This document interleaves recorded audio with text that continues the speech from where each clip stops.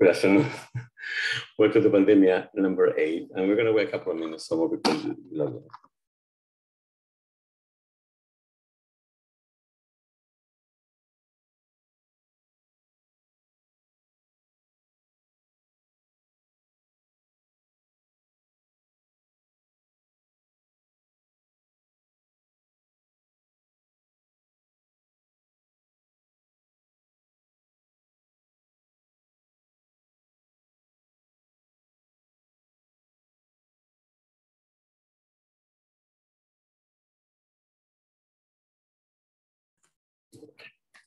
Okay, welcome again, everybody.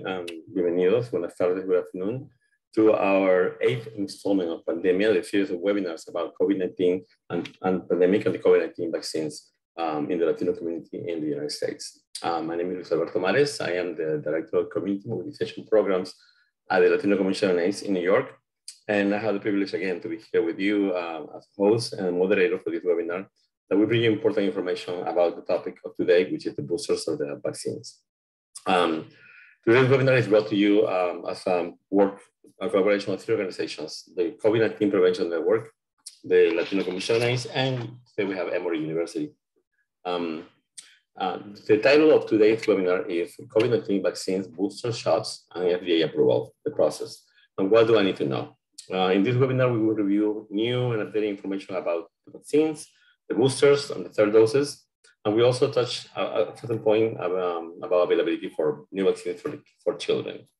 So initially we had to panelists, as you can see, Dr. Valeria Cantos and Dr. Rebolledo, both from Emory University, but Dr. Cantos cannot be here with us today for emergency. She needs to fly to her country. But we have Paulina Rebolledo. Again, she's been with us, I think the 3rd time. Thank you very much. At the end of the presentation today, there will be plenty of time for you to ask questions to Dr. Rebolledo about boosters, 3rd doses, vaccines. I know it's still certain amount of doubts or misinformation that people has. So please write your questions in the question and answer box, not in the chat, because it's more difficult to find it there. Also, at this moment, I would like to keep, if for any reason you are not muted automatically, please keep your volumes off. And this webinar is being recorded. At the end of the webinar, we will send you the link to the recording like we do every time. So Dr. Paulina Rebolledo was born in Mexico, in Mexico City. She completed internal medicine specialty in infectious disease and medical microbiology fellowship at Emory University, as well as a master's in clinical research. She currently holds dual appointments in the Division of Infectious Disease and Department of Global Health at Emory University and is attending physician at Grady Memorial Hospital and the Grady Infectious Disease Clinic. Dr. Rebolledo's main research interest centers around diarrheal illness for children under 5, vaccine preventable, and ensuring the availability of infectious disease diagnosis for resources-limited populations. Since the early days of the COVID-19 in Georgia, she has led testing initiatives at Grady Memorial Hospital and has been actively involved in COVID treatment-based research studies. Dr. Rebolledo had partnered with various local community organizations within the Latino community to provide evidence-based and culturally sensitive information about COVID-19. And she's been with us more than 3 times, sharing information about the trials for the vaccines, and now boosters. So this is gonna be like a conversation with Paulina. So we're gonna ask her questions about things that we want to know, about things that relate to vaccines and vaccines boosters. So welcome, Paulina. Thank you very much again for being with us. It is a pleasure for us to have you here. Thank you, Luis, and good afternoon, everyone. So we have some questions that we have collected about the topic. So the first one would be like, we have been through many changes, vaccines approved, come back, no, don't use this, use that. So today, what vaccines are the ones that are approved in the United States that we can use? And how are they administered? So currently we still have 3 main vaccine candidates that have been approved for use in the United States. So 2 of them are utilizing the mRNA technology, which is the Pfizer and Moderna. And as you all may remember, a few months ago, Pfizer gained full approval by the FDA. Moderna is still under emergency use. And then we have the 3rd vaccine that we have available for use in the United States is the Johnson & Johnson, or the Janssen, which is a different mechanism. So it's based on utilizing an adenovirus, which is essentially a vector, or it serves as the vehicle to transport the information for the immune system to create its antibodies against COVID-2. The main difference, but in addition to the type of mechanism that these different platforms use, is that the Moderna and the Pfizer require for its primary vaccine series 2 doses, whereas Johnson & Johnson is approved for use in the United States with only 1 dose. And then there's differences between the Pfizer and the Moderna in terms of dosing schedule, where the Pfizer, the second dose is applied 3 weeks after the first dose, and then for Moderna, it's 4 weeks after the initial dose. So that is, in a nutshell, what we currently have approved, what we're working for. There are other vaccine candidates that have the clinical trials have finalized, but they're still waiting to submit their data for approval to the FDA. So when we do consider a person is fully vaccinated, because some people consider 3 doses and consider 2 doses. Yeah, so we consider from a public health perspective or a clinical, let's say you have to travel or you go to your doctor and they ask you, are you fully vaccinated? That really what it means is that you have completed 2 doses of either Moderna or Pfizer, or 1 dose of Johnson & Johnson, and 2 weeks have passed since the second dose or since the last dose of either of the 3 vaccines. So once you have passed that sort of landmark of 14 days or 2 weeks after you receive your second dose for the Moderna or Pfizer, or your first dose for J&J, then you're considered for all full purposes to be fully vaccinated. And why is it important that people get the 2 doses instead of 1? Some people have taken only 1. And they don't want to take a second one. So really, in order to get the maximum benefit of the vaccines, is we need to utilize them the way that they were tested in the clinical trials. And so as you pointed out, Luis, for the Moderna and the Pfizer product, those were with 2 doses. And so you want to try to get the most benefit or the maximum benefit of protection that those vaccines will have. So for example, for the Pfizer vaccine, if you just get 1 dose, then the efficacy or that protection that you will get is not as high, or that maximum protection that you will get after you complete the second doses. And it really is a good amount of like difference. So we're talking about difference between like 40 and 50% to reaching 80%. So again, it's like important to really be able to, when we get vaccinated, we want to get the most benefit that we can get out of getting vaccinated. Thank you. One of the things that happened recently is the appearance of new variants of the virus. So one of the one that we heard most is the Delta variant, right? So they came from other countries here and start infecting people. So these vaccines that we have now, the 3 that you mentioned, are these also protective against this Delta variant? So great question. And I think we're still trying to digest or analyzing, every day since the beginning of the pandemic, there's like new information that comes out on COVID from different countries, from whether it's the Moderna versus the Pfizer. And so the common themes or the common trends that we're seeing in all of these results or the data coming from many different countries is that the protection against Delta, which is a primarily circulating variant in the US, is a little bit lower than it was for the initial COVID-2, strain, and then the Alpha and the ones that came after. But the important piece is that the protection that seems to have gone down is against getting infected. So that encompasses people who don't even know that they're infected and they're asymptomatic, or it encompasses me having a cold and being at home. The protection for being hospitalized and for that severe disease that will either, again, land us in the hospital or we'll need a higher level of care like an ICU, that protection is still very high and is still close to, above 80% for the Pfizer and the Moderna. For the Johnson, the vaccine efficacy was a little bit lower always for the J&J, but again, it's sacrificing getting only one dose for other benefits. So that good protection against severe disease or hospitalization is still sustained despite of Delta.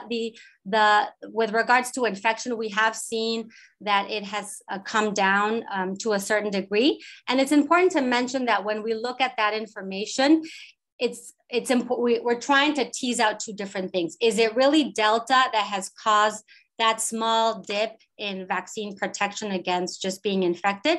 Or does it also have to do with how long ago we first got vaccinated? So it's a little bit of both, and I know we'll touch upon that in a few questions.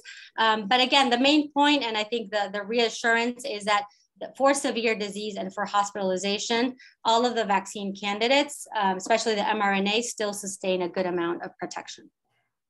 But also there have been reports that some people that have been fully vaccinated have developed cases of COVID-19. And because of this, many people say like, oh, this is not working, so I don't want to use it. So how do you explain this thing happen and what you tell to these people that don't want to get vaccinated? So that's a great point, and we hear that a lot, and we have more information now than we did before about what it means to, what type of protection you get from natural infection and how that's different from when you get vaccinated. And what I will say is we are going to see breakthrough infections to a certain degree, and they may become more common. One, because of what happened in this summer with the Delta, is that we saw a surge and there was a good amount of people that were not vaccinated. So the virus had the ability to spread and Delta was more transmissible. So that just sort of like propagated the chance to get infected. And so when we see so much transmission, then it's more likely that you will have what we call a breakthrough infection. So despite having been vaccinated, that you can become infected. But the important point about that is that when you have natural infection, although you do get some protection, that protection is variable and it's not necessarily consistent, and it's difficult to know how it will be from one individual to the other individual. Whereas for the vaccines, we know from the studies that we have done through all the many different phases of approval, and now from real world scenarios where we're seeing what's happening on a day-to-day basis, we know that response, we know what it is because we're measuring it, and we have the ability to detect it. And we know what it is, we know what we're measuring, and it's a consistent response. So the scenarios where people have had prior COVID infection, it's still recommended that they get vaccinated, again, to ensure that the protection that they mounted is a consistent protection, as opposed to something variable that would be difficult to tease out if you only had a natural COVID infection. Thank you. This is something that we've been asked before in previous webinars we presented. People wanted to know how long the immunity lasts for vaccines, right? Like once I'm fully vaccinated, how long you're going to be protected? And in the past, we didn't know. And do we know anything new? So we know that it at least lasts, 6 to 8 months. And I will say not that it lasts 6 months, it's at least 6 months. And the reason why, and now we have more data for that, since we started so I guess since the first vaccines came out, we have 9 months of data, 6 to 9 months, depending on sort of where we started. But we have information on that. And there is overall, there seems to be, again, like a small dip in the protection. But again, it's important to mention that what do we define as protection? And a lot of the studies, what they measure is a type of antibodies, but not a lot of them measure a different type of mechanism that the immune system utilizes to protect us. So there's like the B cells or the antibodies, and then there's the T cells or our cellular immunity or our cellular protection. And the one that is traditionally, that's traditionally talked about is the antibody response, but the other, the cellular response, or this other arm of the immune system, that also gives us a lot of protection. So we have data to suggest that there has been, from the individuals who got vaccinated at the beginning of, like when vaccines became available in like December or January, there's a small dip, but then it seems to level off and stay consistent around 8 to 9 months. And we can talk about a little bit more. There are certain populations where it seems to have dipped more pronouncedly than in others, and that's where the potential benefit for boosters comes in. And that was the next question. Like in this year recently, the FDA approved a booster or a third dose for first Pfizer and then Moderna. So how can you explain why was it decided? What science behind, what data was evaluated to come up with this third dose of the booster, the need of that booster? Yeah, so there's two different scenarios, the ones that you mentioned. So one is the third dose, and that third dose is really meant for individuals who have an underlying condition where their immune system was not good enough for them to have a good response or a sufficient response to those initial 2 doses or 1 dose that they got. And so for those individuals, that came out earlier, I guess it seems now ages ago, but towards the end of August or September, where it was recommended that they receive a third dose. That's not a booster, it's still part of its primary vaccine series. And that's because those individuals did not have a good enough response to the first vaccines. And that data came mainly from studies that included people who had undergone solid organ transplantation or who had a type of like malignancy, leukemias, or other cancers, and people who are taking medications to decrease their immune response, like rheumatoid arthritis or lupus. And so from those studies, we saw that people, when they received the primary series or that initial two doses for Moderna and Pfizer, they did not respond as well as other individuals who did not have that. So then based on that data, the recommendation came out for people who have some of those underlying conditions, and HIV falls under there, but only really for HIV, it's people who have CD4 count less than 200 or who are not well controlled, are not taking antiretrovirals. And for those individuals, it's recommended that they get 28 days after they receive their second dose, that they get a third dose. And then the last piece about that is for those individuals, it's really, since they're getting a third dose of what they initially got, the CDC and FDA approved to be able to receive a third dose of Pfizer or Moderna. So that is currently what's in place, and that was the first one that came out earlier this summer. And then that sort of builds us into what happened a few weeks ago for the booster. And so that is really meant to provide an extra dose, or again, a booster, to try to improve the levels of protection for individuals who received the dose greater than 6 months ago. And the reason behind that is because there was some dip in the protection against infection, again, just testing positive or having very mild symptoms from COVID. And that's where the recommendation came to be able to give a booster for individuals greater than 65, because that was the main population where we saw that more pronounced dip as compared to others. And so for that category of people who will need a booster, currently what the CDC, the Practice for Immunization in the United States, and the FDA approved is for individuals greater than 65 years old.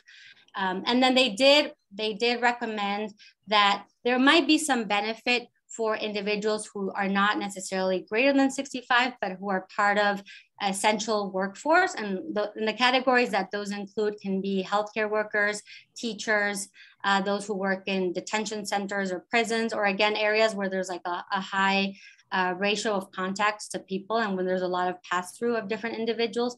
And the reason for that category of why they thought it was indicated is because even though the protections seem good and there's nothing to suggest that a healthcare worker will not respond to the vaccine as well as a non-healthcare worker, the healthcare workers were some of the populations that got vaccinated initially or early on.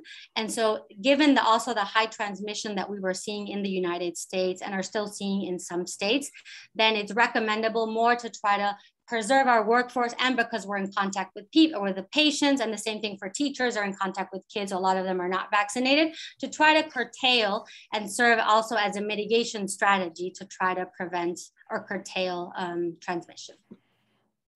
So you mentioned that certain indications for people who want to receive the booster. So in the end, when the vaccines came out, they started vaccinating people, the older people, certain people with conditions, and then went down to different generations. So it's going to be the same thing with the booster, or it's going to be just for people in indications that you just mentioned? So right now it's just individuals greater than 65, and then those that fall under that again are part of like the like the essential workforce. There is an indication that if you are an individual greater than 50 years old, but less than 65, and you have certain comorbidities or medical conditions that may put you at risk, you may benefit from a booster. But again, I think that data is still evolving, and we don't have right now sufficient information or anything to really indicate that it's not working in those individuals. The ones that we want to try to protect and where the benefit outweighs the risk or the challenges of giving a third dose are really elderly individuals, because we know that if they have a breakthrough infection, just because of the nature of being elderly, they are more at risk of having severe disease. So really that category, and again, healthcare workers, teachers, those in high risk occupations, those are also an area that could be, that may benefit from the booster. Yeah. And you just mentioned risk and all those things that happen when you receive any vaccine medication. Is there any risk associated with a third dose or a booster that is different to the first two doses? So really a lot of it has to do with the reactions that you have. And there are some studies that say that people, when they get their third dose, they may have more, for example, swollen lymph nodes, like under their armpits or in their necks. And some people, again, will have, but a lot of it will be very similar to what you experience with the second dose. And there's other data that shows that the reaction that you have after the third dose may be less than what other individuals reported after the second dose. So that fever or that not feeling well or fatigue, they're very similar. There's nothing necessarily new that has popped up that was not early identified when we did the initial clinical studies, or that we have seen in the real world after the two doses.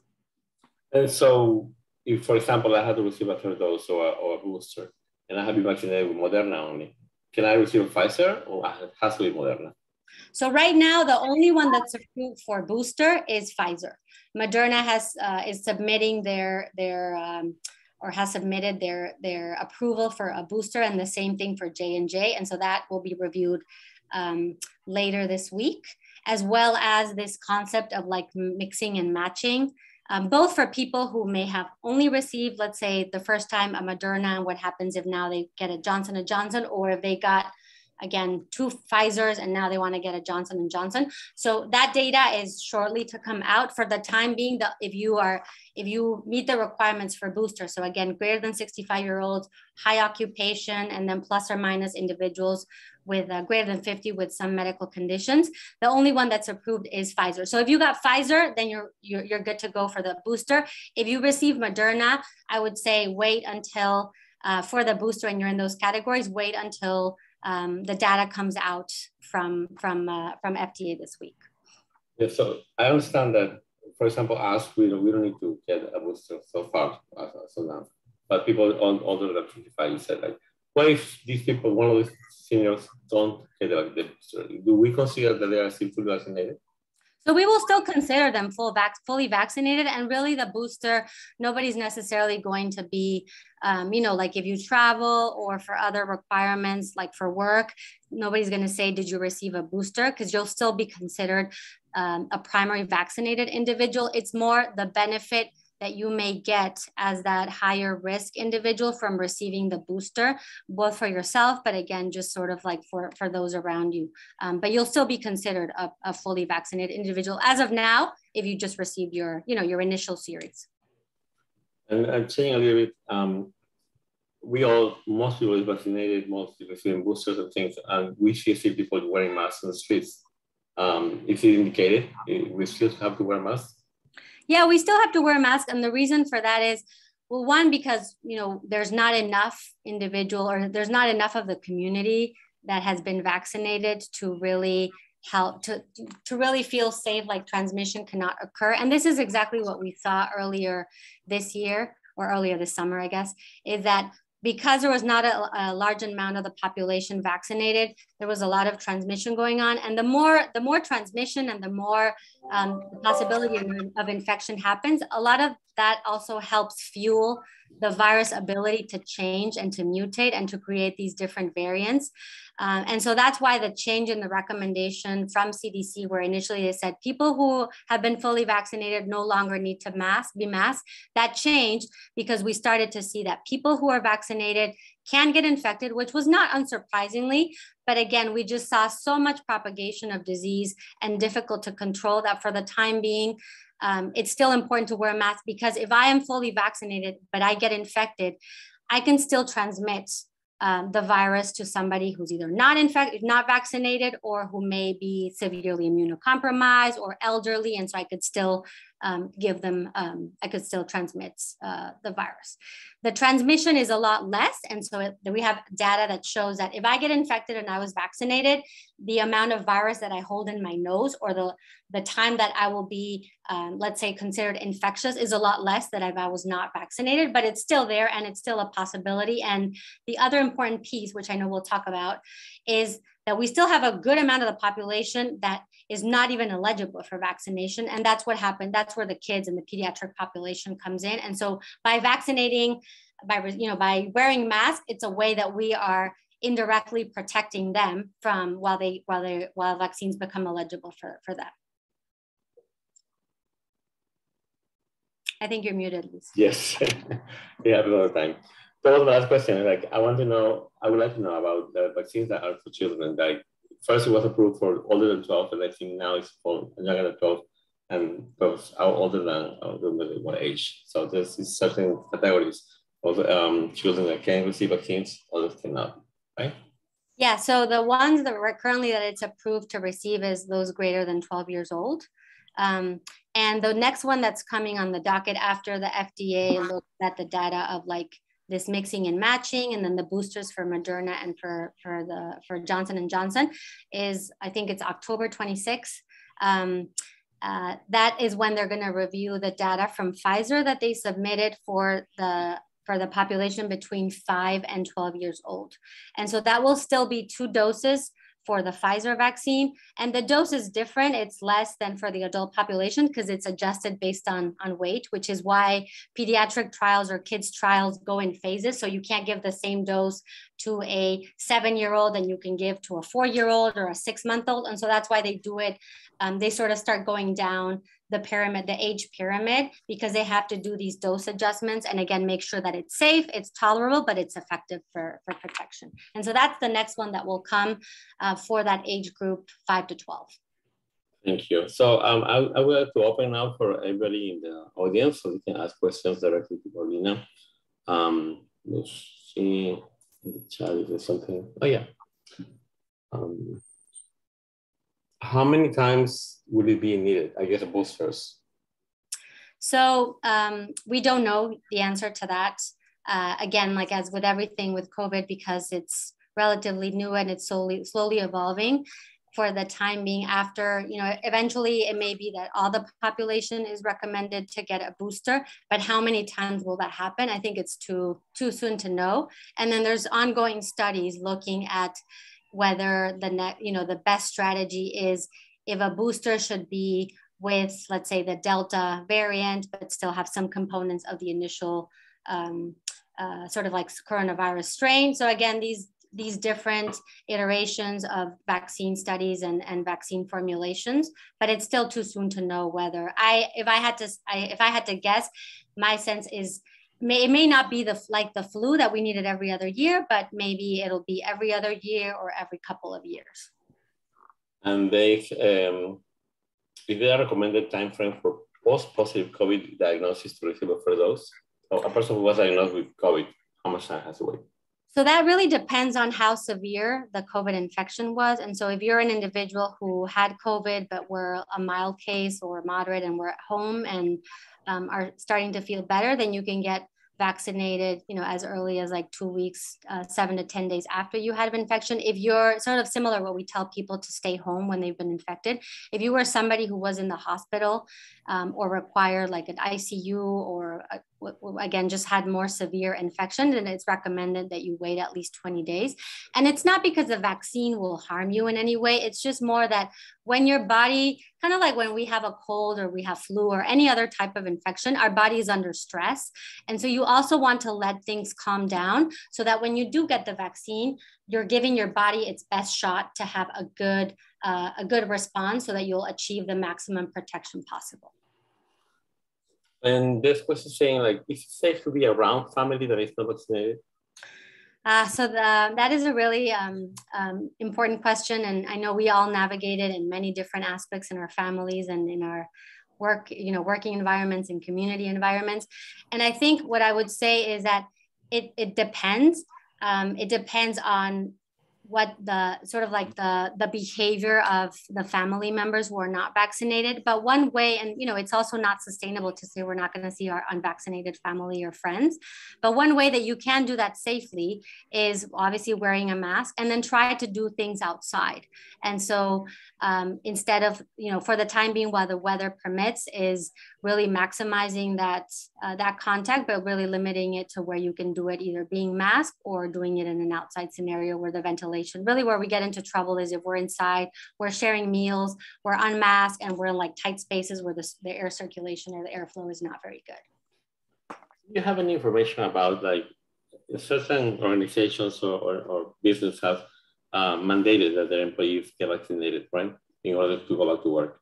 Yeah. So is it going to be the same thing with boosters? Is it going to be for traveling, for example, they're going to check on those things? Do you know anything about that?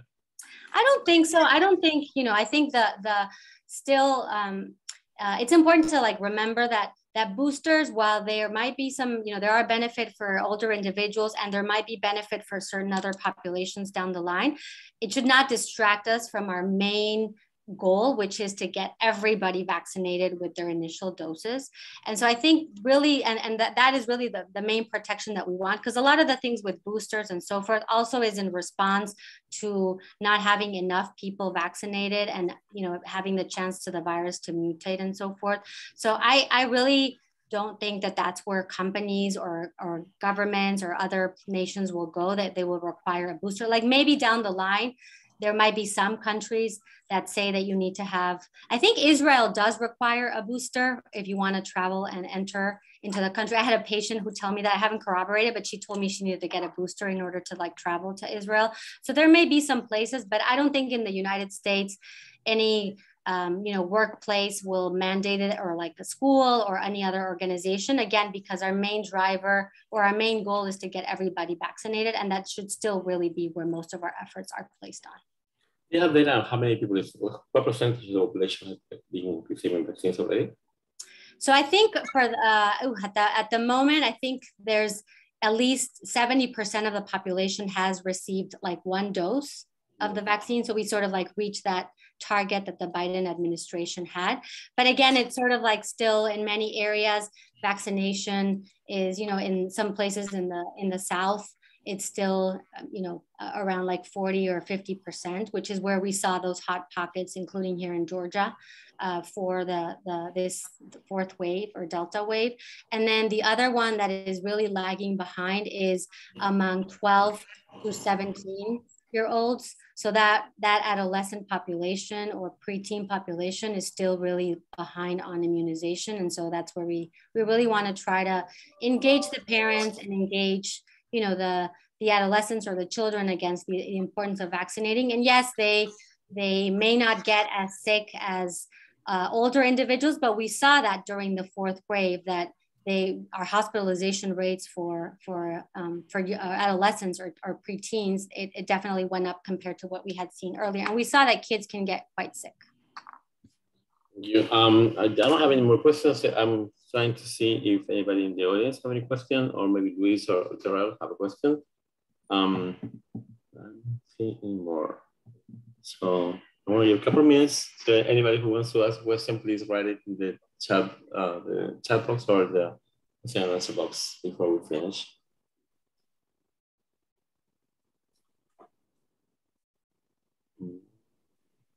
It looks like everybody understood very well. Well, Paulina, thank you very much again. Oh, I think somebody put they put a question quickly about if somebody has a swollen lymph node after the second dose, should they get a third booster? And yeah, the getting a swollen lymph node is not an indication to not necessarily get a booster.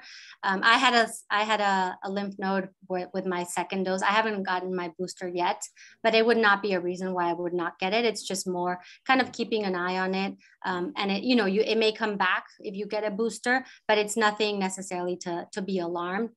It's again more just your immune response. It may be like painful and sometimes it's uncomfortable, but it's not an indication where I would not get vaccinated.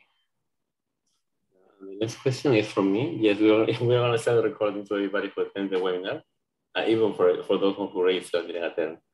How can we convince someone who still does not want to shot a shot because they don't know the long-term effect? So that, that's something that we all struggle on a day-to-day basis. And I see that with like my clinic patients and other members of the community. And I think, presenting the information about like how we do have, this vaccine has been scrutinized much more than any of the other vaccines that people traditionally give their kids or that we receive as adults for other things. And so while that may not necessarily convince individuals, I think just seeing what happened during this last wave and how serious it can get and the deleterious effects that it can have on individuals and like, what we saw in the hospital as clinicians, like younger individuals without pre-existing conditions, very, very sick with COVID. I think those telling your story about how it was for you to get vaccinated or just sharing and like, continuing to like discuss what are their concerns and just having an open dialogue. You may not convince them, it may take like 10 conversations, 20 conversations, it may not happen, but I think it's just continuing to have that dialogue because as we all I think we all know at this point, COVID is not going away and it's part of our lives. And so we just need to continue to have conversations around it and just talk about it openly. And again, no, without any judgment, just trying to understand what are the reservations, because what I may think are reasons why people don't get vaccinated, I still get very surprised at some reasons why people say that they don't get vaccinated. And they have nothing to do with being anti-vax. They're just different, different concerns. Some people don't like needles. Some people think they can't eat certain things. So there's a lot of misinformation and we all know that we have a problem on that. And so the best way to combat that is to continue to have the dialogue, present reliable information. And I think utilize us as clinicians, us as researchers or members of the community to share our stories and share our experiences. Is it recommended to get tested for COVID-19 before receiving a booster? No, I would only get tested if you have symptoms or if you've been exposed to somebody, like somebody in your household or at work that you were in close contact, tested positive. I would not get tested before you get the booster. It's just more, again, if you're presenting with symptoms. Why are vaccine mandates important? What purpose do vaccine mandates have? I mean, I think the vaccine mandates, while we would always would prefer for people to voluntarily understand the science and trust the system and be willing to get a vaccine without requiring a mandate. Sometimes I think people need, from a behavioral standpoint, they need that little extra nudge. And I think we saw that with the healthcare workers in New York and in other states, where when the deadline was upon them for the for them to, comply with the vaccine mandate. A lot of them got vaccinated right before the deadline. And I think we also see that with the flu. Obviously, some people didn't, and they were not willing to take it, and they left their jobs. But it's important to think that mandate is not a new thing. Like whenever you start school, you have to provide it's a mandate that you have to provide for your kid a record that says that they've been immunized. When I went through the immigration process to get into the United States, I had to show that I had been vaccinated with all the different things when I was a child. And so we do this to get into college, to get into to work in a hospital. So these are not things, I think it's just been politicized and polarized during COVID as many different things, but this is not something new. And it's again, to try to, we need to have some way where we can ensure to keep the larger population safe. Is natural immunity better than immunity from the COVID-19 vaccine? Can you compare people who have been infected and received vaccines? So it's not better, it's just variable, the response that you will have. There is some data to show that if you have had natural infection or you get natural immunity and then you get vaccinated with your full doses, then you really have like the best protection possible that we know of right now. But I would not, for the time being, because of all the information that we have, and we have a lot of data on just the protection from natural immunity, it's very variable. And so you don't really know whether, because again, your body was under stress when you had infection, if the protection that you ultimately gain will be sufficient to protect you against, if you come in contact again with the virus. This is about flu. What do we know about vaccination rate for flu or other vaccines among Latinos? They're trying to compare, like, Latinos don't get vaccinated for anything or just COVID-19? So I don't have the flu data, or I don't know it off the top of my head, but Latinos in general, like the population, they don't tend to necessarily be one of the communities that refuse vaccines as a, like, for the purpose of like, I don't trust vaccines. I think they're the reason why sometimes, and we know this from like pediatric populations, specifically with Latinos, a lot of it has to do with access to health, to care. And sort of, again, the fear about like, if I have to seek medical attention, will that be counted against me for my immigration process, or even if I'm undocumented. So again, a lot of it has to do more with these structural and social disparities that the Latino community continues to face and have been exacerbated by COVID and by prior government administrations. But it's not necessarily that Latinos, and we know this from like, Latin America, and I understand that we're not all, we're not a monolith and we don't all function or are culturally the same. But in general, in Latin America, we have the tradition of doing these immunization campaigns where we go door to door knocking and like vaccinating children. So I think that culture is there and it's very widely acceptable. So, and a lot of that has transmitted over to the beliefs in the United States. I think the access to care is a really big piece, and also not having sometimes information that is either in the language or that it's culturally relevant or culturally sensitive to concerns for the Latino community. There's a question from you. It says, have you ever had experience where a high school teen wants to get vaccinated, but the parents didn't want? His sister had the experience as a teacher. For what? Sorry, I missed that. Like a teenager that wants to get vaccinated, but since he feels the parents still have power and they don't want to vaccinate the kids. So I have seen a few where like not that they would necessarily prevent it. There's been some cases in the news that then the kids, there is sort of like that same thing for all medical treatments where like a child, as long as they can, provide assent or sort of like understanding, or that they really understand what the medical treatment is about or a vaccine, then they can't get the vaccine if their parents don't necessarily want them to. And I think there's been some cases, if I remember correctly, in Colorado around that. I have seen some scenarios where, like, I have had a few adolescent patients who they said, well, the parents didn't necessarily say don't get vaccinated, but they were telling them like, oh no, you need to learn more, or blah, blah. So I think it's again, just having these conversations and engaging the parents. And I think this is something that we will really have to do for the pediatric vaccines, because again, these kids will be younger, but even for our adolescents, I think we have a long ways to go to try to engage the parents and the adolescents to try to have them understand, or just, engage in dialogue about the importance of vaccines. If masking and social distancing have worked so well so far, why do we need vaccines? Because there's nothing is 100%.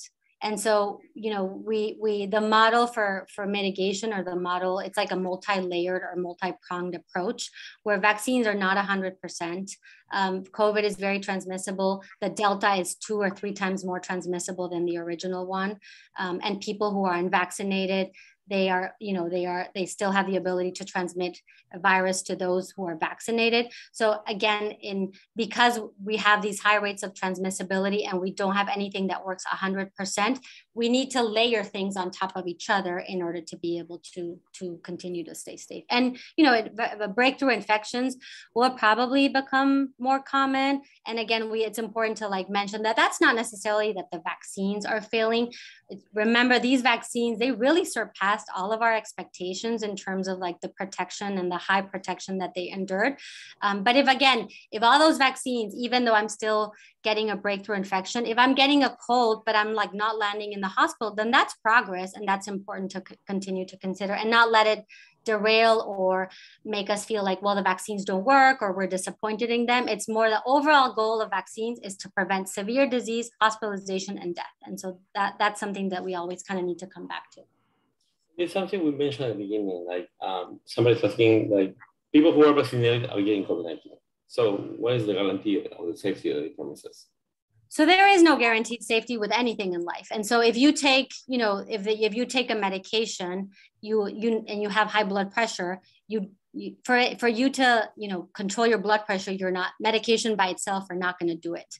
You also need to watch what you eat. You need to exercise. You need to stop smoking. So this is very similar. There's no guaranteed safety. It's just one measure more that I can do to protect myself. And not only from infection and me going to the hospital, but let's remember that the other frightening piece about COVID are the long-term effects of COVID, or what we call the long haulers or the long COVID, are people who, even if they were healthy before, they exercise, they were athletes, they come from many different walks of life, they can have symptoms that last long beyond when they had that acute episode. And so again, vaccines are, yes, they may not be 100%, but there's some data showing that even they may have some impact on, on the risk of having long-term complications from COVID. If a person if a person doesn't really don't want to take a vaccine, how can you convince a person or tell what would you tell people who don't want to take the vaccine?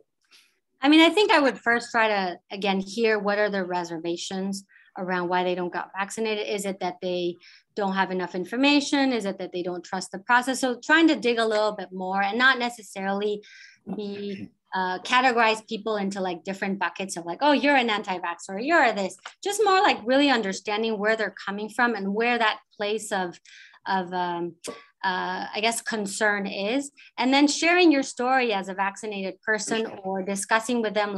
Sometimes, for different people, the trigger is obviously different. For some individuals, it's realizing that they are the best way to keep their kids safe. For other people, it is that the best way is to, if they're the primary caregiver of an elderly person, that really, it may be that. For others, it ends up being a vaccine mandate. So everybody has those different things. I would just say, try to understand and try to get more information about what their reservations may be without being judgmental, and just, sometimes we won't be lucky. And I see that with my patients or family members, that there are individuals who, no matter what I say, they're not going to change. That doesn't mean I'm not going to stop talking to them about it. But there's sometimes when we also just say, then maybe we're not going to change their minds. And then that's it. We'll work on people who are still have a lot of questions, and that maybe we'll be able to talk about why it's very beneficial for them. And how effective are the COVID rapid testing if a person has symptoms of throat, ache, coughing, and the test you can come out negative? So the rapid testing, which is based on antigen, and the one that are sold over the counter by different companies, or that you can get at other sites, they're very good at detecting COVID in the early stages of infection, particularly when you have symptoms. So as if you mentioned, you have a sore throat, you're coughing, or you have a fever, and you're within 5 days, those tests are very, very good at detecting. So I would say that if you have a negative one, there's also other viruses going around in the community. We're about to start flu season. So you can always get a PCR if you were like, for example, let's say I have all those symptoms and I was in contact with somebody I know had COVID and I test myself on day 2 and it's negative, then I may want to retest myself either again with another antigen or may want to get a PCR. But otherwise, if you get a negative one, they're pretty reliable in confirming that this is not disease, this is not COVID, and it may be something else. Well, I think that's all the questions. No more. Sorry, anyone. No. That's it. Thank you, Paulina, very much once again for coming once again to our pandemic series and share the experience and knowledge you have having working with trials and studies and everything. So thank you, everybody, for being with us today. We'll get together again in a month. Bye-bye. Bye. Stay safe. Bye.